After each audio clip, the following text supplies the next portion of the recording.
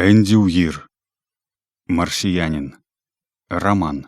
Пераклаў з англійскай Тодар Сом. Чытае Лявон Шматок. Маме, якая заве мяне Гарэза, і тату, які заве мяне Малец. Раздзел 1.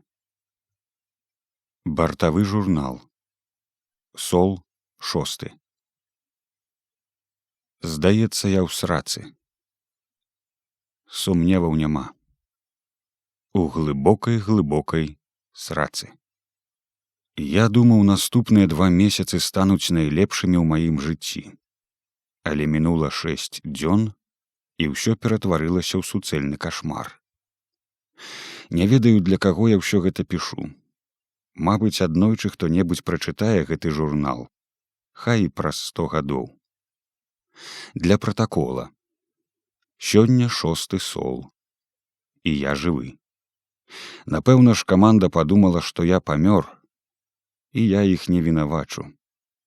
Мабыць, зладзяць па мне дзень нацыянальнай жалобы па прылёце, а на маёй старонцы ў Вікіпедыі напішуць: Марк Уотні, адзіны чалавек, які памёр на Марсе.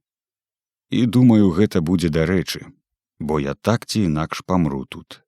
Проста не на 6 сол, як усе думаюць. Ладна, з чаго б пачаць? Пачну з праграмы Арес. Чалавечы род сягае Марса і ўпершыню ў гісторыі адпраўляе людзей на іншую планету, пашыраючы гарызонты чалавецтва. І гэтак далей, і да таго падобнае. Каманда Арес-1 зрабіла сваю справу і вярнулася на зямлю героямі. Па ўсім свеце ў іхны гонар парады, усеагульная любоў і слава. Арес-2 зрабілі ўсё тое ж самае, толькі ў іншым месцы на Марсе. А па вяртанні дадому ім моцна паціснулі рукі і прапанавалі гарачай кавы. А вось Арес-3 — гэта якраз мая місія. Добра, не мая асабіста, канешне. Галоўнае ў нас камандзір Льюіс. Я ў ейнай камандзе. Насамрэч, па званні я самы малодшы, таму камандаванне магло б перайсці да мяне толькі, калі б нікога не засталося. І што вы думаеце? Гэтакі сталася. Наўрад ці гэты журнал нехта знойдзе раней, чым мае таварышы па камандзе памруць ад старасці. Вядома, калі меркаваць, што яны паспяхова вярнуліся на зямлю. Сябры, калі вы ўсё ж гэта чытаеце, ведайце, вы ні ў чым не вінаватыя. Вы ўсё зрабілі правільна. На вашым месцы я б зрабіў тое самае. Я вас не вінавачу і вельмі рады, што вы жывыя. Напэўна, варта было б патлумачыць, як арганізаваныя палёты на Марс, на выпадак, калі гэты журнал будуць чытаць цывільныя. На зямную арбіту мы трапілі, як звычайна, на стандартным караблі. Там нас чакаў Гермес. Усе палёты да Марса, туды і назад, у межах праграмы Арес здзяйсняліся на Гермесе. Ён надта вялікі і дарагі, таму НАСА пабудавала толькі адзін такі карабель. Пакуль мы на Гермесе рыхтаваліся да палёту, 4 беспілотныя рэйсы даставілі нам паліва і прыпасы. Калі ўсё было гатова, мы адправіліся да Марса. Праўда, не дужа хутка. Часы цяжкога хімічнага паліва і гоманаўскіх траекторый даўно мінулі. Гермес працуе на іонных рухавіках. Яны вельмі хутка выкідаюць аргон ззаду карабля і надаюць яму лёгкае паскарэнне. Рэч у тым, што для гэтага не патрэбна шмат дапаможнага паліва, таму з невялікай колькасцю аргона і ядзерным рэактарам, як крыніцай энергіі, можна газаваць хоць усю дарогу. Вы не ўяўляеце, як хутка можна разагнацца за час палёту нават з такім малым, але пастаянным паскарэннем. Я б мог вас закідаць байкамі пра тое, як мы бавіліся падчас падарожжа, але не стану. Не хачу гэта зноў перажываць. Скажу толькі, што праз 124 дні мы дасягнулі Марса і ўмудрыліся адно аднаго не перадушыць.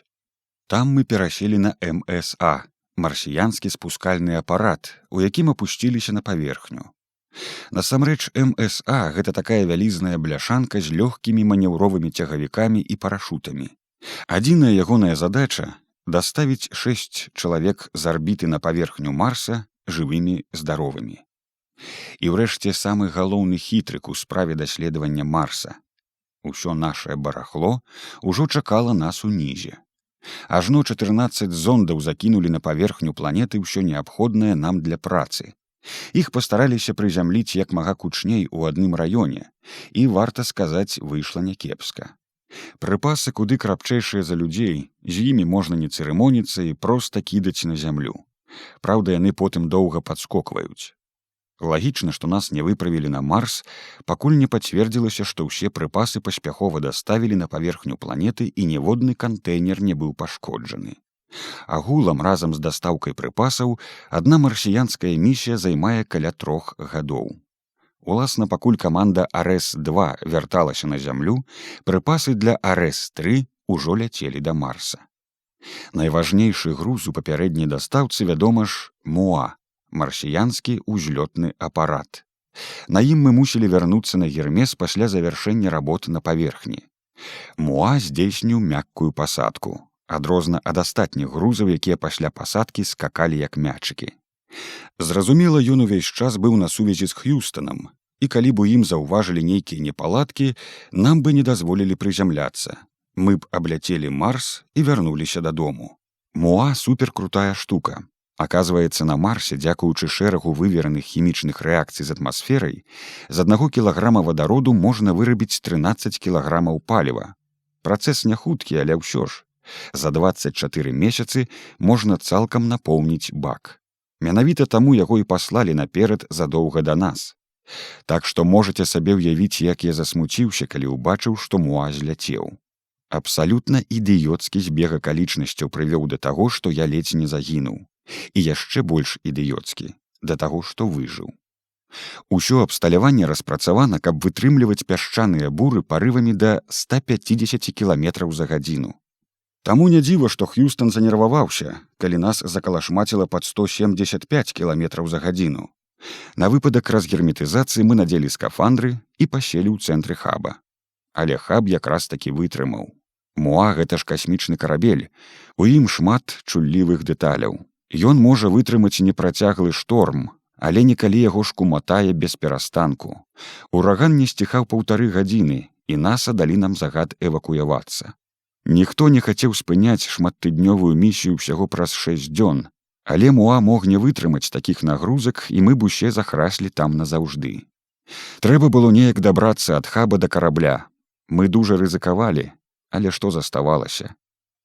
І ўсе дабраліся, акрамя мяне. Нашу галоўную талерку, што перадавала сігнал з хаба на Гермес, вырвала з мясам і панесла ветрам як парашут.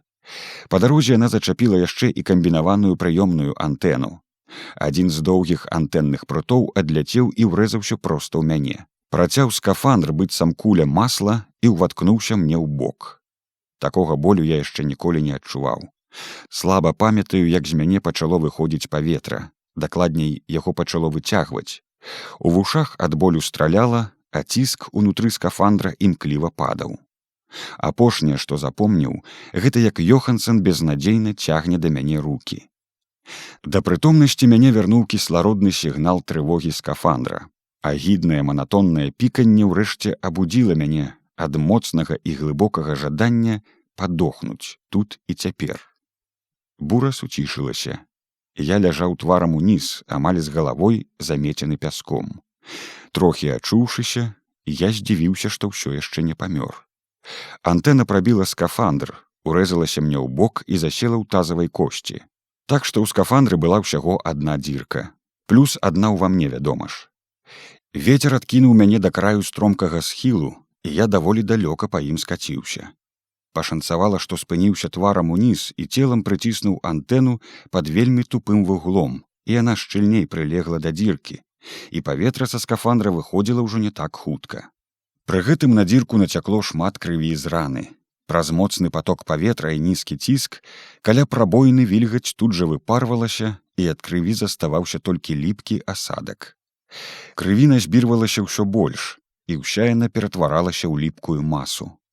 Урэшце яна абляпіла прабоіну, уцечка істотна зменшылася, і скафандр цяпер мог сам з ёй справіцца. І справіўся ён выдатна. Выявіўшы спад ціску, Ён адразу пачаў спрабаваць яго выраўняць, напампоўваючы сябе паветрам з балона з азотам. А калі ўцечку ўжо можна было кантраляваць, ён падаваў паветра зусім патроху, толькі каб кампенсаваць страты.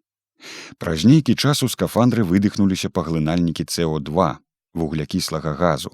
Вось гэта ўжо сапраўдны ўдар па сістэме жыццезабеспячэння.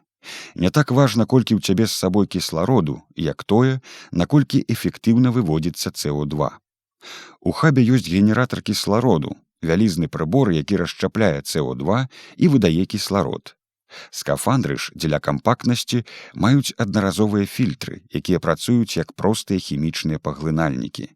Я досыць доўга ляжаў непрытомны, таму фільтры цалкам забіліся. Скафандр выявіў і гэтую праблему і пераключыўся ў аварыйны рэжым, які інжынеры завуць кровапусканнем. Не маючы як пазбавіцца ад СО2, скафандр патроху пачаў выпускаць паветра ў марсіянскую атмасферу, а ўсярэдзіну падпампоўваць азот. Прабоіна плюс кровапусканне, у выніку азоту надоўга не хапіла, застаўся толькі балон з кіслародам.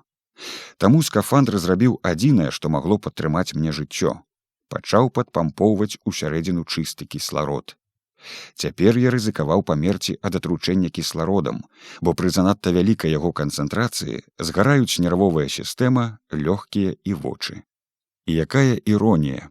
У цябе ў скафандры дзірка, а ты паміраеш ад кіслароду.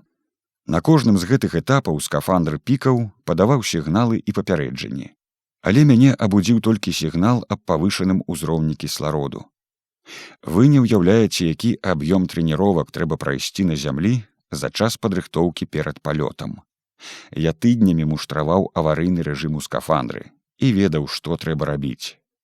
Я акуратна дацягнуўся да шлема і адчапіў рэмкамплект. Гэта проста лейка з клапанам на канцы і неймаверна ліпучай смалой на вобадзе. Ідэя ў тым, каб адкрыць клапан і прыклеіць яе вакол прабоіны. Паветра выйдзе праз клапан, а не пад краямі лейкі, і смала надзейна прылепіцца да скафандра. Затым закрываеш клапан і гатова. Але спачатку трэба было выцягнуць антэну і зрабіць гэта хутка. Я як мог рвануў яе і здрыгануўся, бо ад раптоўнага перападу ціску мяне закружылася галава, і рана ў баку закалола так, што я закрычаў у агоніі. Я прыклаў рэмкамплект да дзіркі, і ён прыклеіўся без праблем. Страчанае паветра скафандр кампенсаваў кіслародам. Я зірнуў на індыкатар на руцэ. Узровень кіслароду ў скафандры падняўся да 85%. Для інфармацыі, у зямной атмасферы 21% кіслароду. Нічога катастрафічнага, але чым менш знаходзішся ў такіх умовах, тым лепей. І я пачаў караскацца ўгару бок хаба. Тое, што я ўбачыў, забраўшыся на пагорак, мяне пацешыла і разам з тым засмуціла. Хаб стаяў цэлы, ура! А Муа адляцеў. Тады я і зразумеў, што я ў дупе. Але я не хацеў паміраць знадворку. Я пакульгаў да хаба і неяк забраўся ў шлюз. Дачакаўся, пакуль выраўняецца ціск, і ўрэшце зняў шлем. У хабе я скінуў скафандр і адразу ж агледзеў рану. Трэба было зашываць. На шчасце, мы ўсе прайшлі базавы курс медпадрыхтоўкі, а ў хабе меўся выдатны запас медыкаментаў. Укол наркозу мясцовага дзеяння, прамыўка раны, 9 шыўкоў і гатова. Я разумеў, што няма сэнсу, але ўсё адно паспрабаваў уключыць антэну. Вядома ж, сігналу не было. Галоўную спадарожнікавую талерку сарвала, памятаеце? І яна захапіла з сабой частку прыёмнай антэны. У хабе ёсць другасныя і трацічныя сістэмы камунікацыі, але абедзве прызначаныя для размоў з Муа, якія абсталяваны нашмат магутнейшымі сістэмамі для перадачы сігналу на Гермес. Так што яны працуюць толькі калі Муа побач. Дагрукацца да Гермеса было немагчыма. Я паспрабую адшукаць на паверхні талерку, але на рамонт спатрэбіцца не 1 тыдзень, і тады ўжо будзе позна. Паводле працэдуры спынення місіі, Гермес павінен пакінуць арбіту цягам 24 гадзін. Чым хутчэй адляціш, тым лепшай будзе арбітальная дынаміка і тым лягчэйшым і карацейшым палёт. Дык чаго чакаць? Праверыў скафандр. Аказваецца, антэна прабіла датчык біяманіторынгу. Падчас ПКД пазакарабельнай дзейнасці. Скафандры ўсёй каманды злучаныя адзін з адным, і мы бачым статус адно аднаго. Адпаведна, астатнія ўбачылі, што ціск у маім скафандры ўпаў амаль да нуля, а потым знік і біясігнал. Да таго ж яны бачылі, як я пакаціўся са схілу з кавалкам антэны ў баку ў самы разгар буры. Вось і маем. Вядома, яны падумалі, што я загінуў. А як інакш? Мажліва, яны нават трохі параіліся, забіраць маё цела ці не.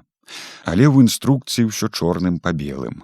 У выпадку смерці пакінуць чальца каманды на Марсе. Муа на зваротным шляху давядзецца падымаць менш вагі, значыцца больш паліва ў запасе і большая дапушчальная хібнасць пры ўзлёце. Не варта такім грэбаваць дзеля нейкіх пачуццяў. Такія справы. Я захрас на Марсе. Не маючы ніякай сувязі ані з Гермесам, ані з зямлёй. Усе думаюць, што я памёр, і я жыву ў хабе, разлічаным на 31 дзень. Сапсуецца генератар кіслароду, і я задыхнуўся. Сапсуецца рэгенератар вады, памру ад смагі. Прабоіна ў хабе мяне разарве на шматкі. І нават калі ўсяго гэтага не здарыцца, урэшце ў мяне скончыцца ежа, і я памру з голаду. Так што так. Я ў срацы.